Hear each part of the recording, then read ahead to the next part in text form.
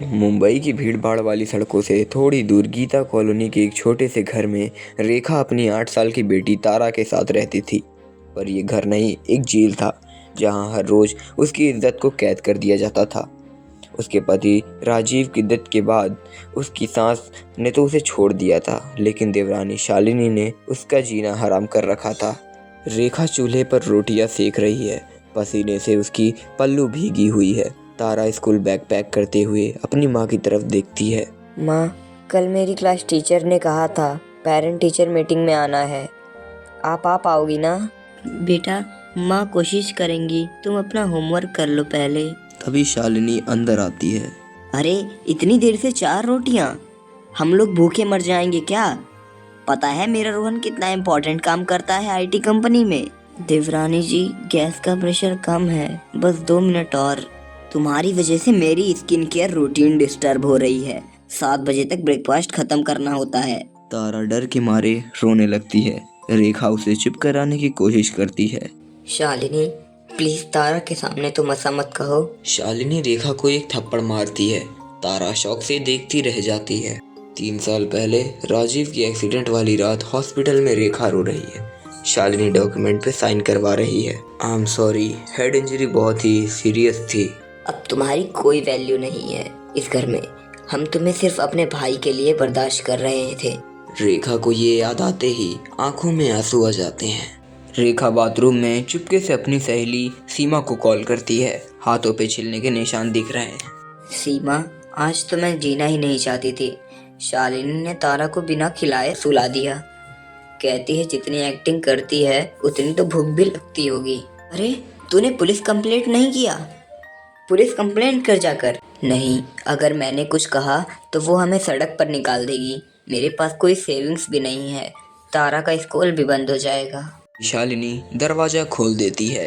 रेखा घबराकर फोन छुपाती है। कौन से बॉयफ्रेंड को फोन कर रही थी? शादी के 3 साल बाद ही पति को स्वर्ग भेज दिया, अब दूसरे की तलाश कर रही है क्या? कल से मेरा मेकअप टेबल साफ किया करो, वरना तारा को स्कूल से ही उठवा दूंगी, समझी? अगले दिन रेखा को तेज बुखार था। तारा स्कूल जाने की बजाय माँ के पास बैठी थी। माँ, आपका सर बहुत गर्म है, मैं चाचा को बुलाऊं?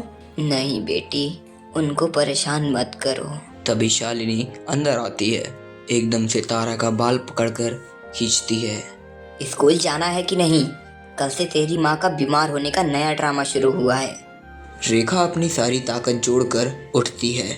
शालिनी, मेरी बेटी को हाथ मत लगाओ। क्या अब तुम मुझे सिखाओगी?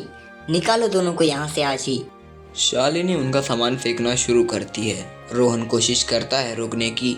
भाभी, थोड़ा सोच लो।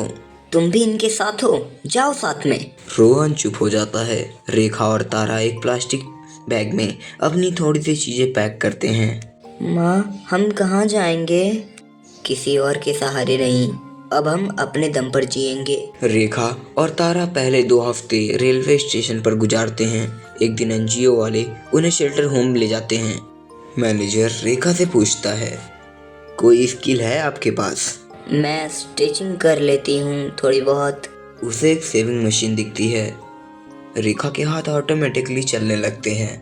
वाह, तुम्हारी स्टिचिंग तो बिल्कुल परफेक्ट है। रेखा को एक बुटीक कंपनी में जॉब मिलता है, लेकिन ओनर उसे हाफ सैलरी देता है। तुम्हारे जैसे लोगों को तो खुश रहना चाहिए जो काम मिल रहा है।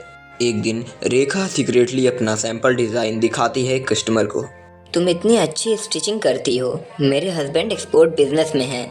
ये कनेक्शन रेखा की लाइफ बदल देता है। तारा स्कूल छोड़कर छोटी मोटी जगहों से बिस्किट के पैकेट बेचती है। एक दिन उसे एक टीचर मिलता है। बेटा, पढ़ाई छोड़ दोगी? तुम्हारी माँ कितनी मेहनत कर रही हैं। टीचर तारा को फ्री ट्यूशन देना शुरू करता है। 2 साल बाद रेखा का छोटा सा वर्कशॉप है। 5 लड़कियाँ उसके साथ काम कर रही हैं। मीडिया वाले आते हैं स्टोरी कवर करने। आपने इतनी बड़ी अपलिफ्टमेंट कैसे की? जब जीने का वजह मिल जाए, इंसान चांद पे भी चढ़ जाता है। तभी वहाँ तारा आती है। माँ, मैं साइंस कंपटीशन जीती हूँ। दोनों को देखकर सब आंखें नम हो जाती हैं। इधर शालिनी का डिवोर्स हो चुका है। वो अपने मायके में रह रही है। रोज सुबह 4 बजे उठकर बर्तन मांजती है। एक दिन वो रेखा को इंटरव्यू टीवी पर देखती है। शालिनी आंखों में आंसू लेकर। ये वही रेखा है। शालिनी रेखा के शोरूम के आगे खड़ी होती है। अंदर देखकर गिल्ट से बाहर जाती है। रेखा उसे देख लेती है, फिर कुछ देर बाद फिर अपना काम करना शुरू कर देती है। जिंदगी कभी किसी को परमानेंटली नीचे नहीं गिराती, बस थोड़ा सा वक्त और बहुत सा सब्र चाहिए होता है।